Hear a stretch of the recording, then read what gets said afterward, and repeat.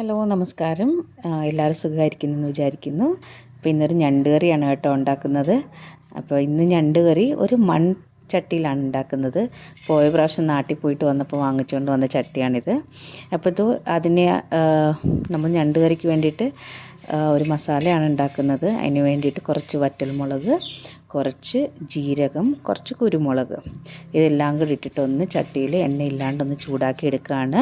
നമുക്കിതിലേക്ക് വെളുത്തുള്ളിയും ഇഞ്ചിയും പിന്നെ കറിവേപ്പില ഈ കാര്യങ്ങളൊക്കെ ഇതിലോട്ട് ഇടാവുന്നതാണ് കേട്ടോ. പക്ഷെ ഞാൻ പേസ്റ്റ് ഉപയോഗിക്കുന്ന കാരണം ഞാനത് ഇട്ടില്ല. പിന്നെ മല്ലി, മുഴുവൻ മല്ലി ഇടാം. ഞാനിതിലേക്ക് പൗഡറാണ് ഇട്ടിരിക്കുന്നത്. അപ്പം അതൊന്ന് ചൂടായതിന് ശേഷം നമുക്കതൊന്ന് പേസ്റ്റാക്കി എടുക്കാം.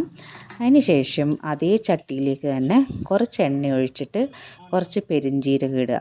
എന്നിട്ട് ഞാനിവിടെ 2 സവാളയാണ് എടുത്തിരിക്കുന്നത്, മീഡിയം സൈസ്. അപ്പോൾ വലിയ സവാളയാണെങ്കിൽ ഒരെണ്ണം മതിയാവും. അപ്പം ചെറുതായിട്ട് അരിഞ്ഞിട്ട് അതൊന്ന് നല്ലോണം വഴറ്റിയെടുക്കാം. കുറച്ച് ഉപ്പും കൂടി ഇട്ടിട്ടാണ് ഞാൻ വഴറ്റിയെടുക്കുന്നത്.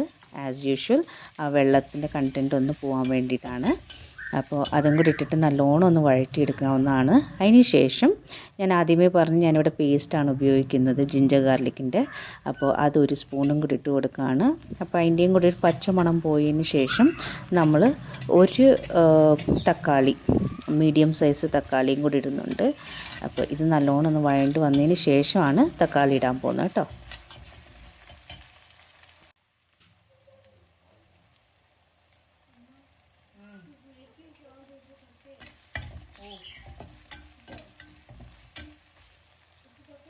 നല്ലൊരു ഫ്ലേവർ കിട്ടാൻ വേണ്ടിയിട്ട് കുറച്ച് കറിവേപ്പിലയും കൂടെ ആഡ് ചെയ്തിട്ടുണ്ട്.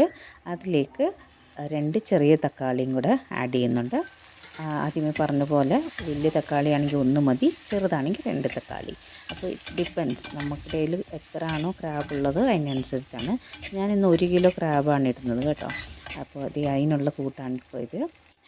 ഇതിലേക്ക് ഇതൊന്ന് നല്ലോണം ഉടഞ്ഞ് വന്നതിന് ശേഷം നമ്മൾ അരച്ച് വെച്ച പേസ്റ്റ് ഇല്ലേ, നമ്മൾ ഡ്രൈ ചെയ്ത് അരച്ച് വെച്ച പേസ്റ്റ്, അപ്പോൾ അതൊന്ന് ആഡ് ചെയ്യാണ്. എന്നിട്ട് ജാറിലുള്ള ബാക്കി മസാലയും കൂടെ കുറച്ച് വെള്ളം ഒഴിച്ചിട്ട് ഇതിലേക്കൊന്ന് ആഡ് ചെയ്തിട്ട് അതിൻ്റെ പച്ചമണം മാറുന്ന വരെ ഒന്ന് നമുക്ക് തിളപ്പിച്ചെടുക്കാവുന്നതാണ്.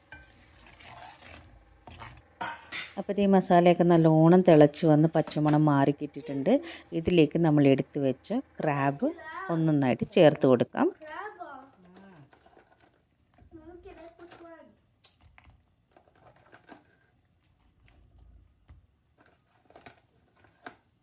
Oh God.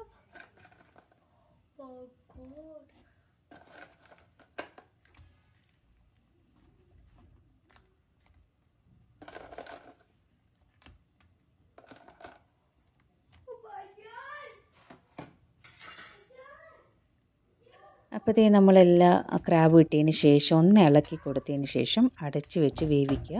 ഞാനിവിടെ ഒരു 20 to 25 മിനിറ്റാണ് ഇത് കുക്കിംഗ് ടൈം.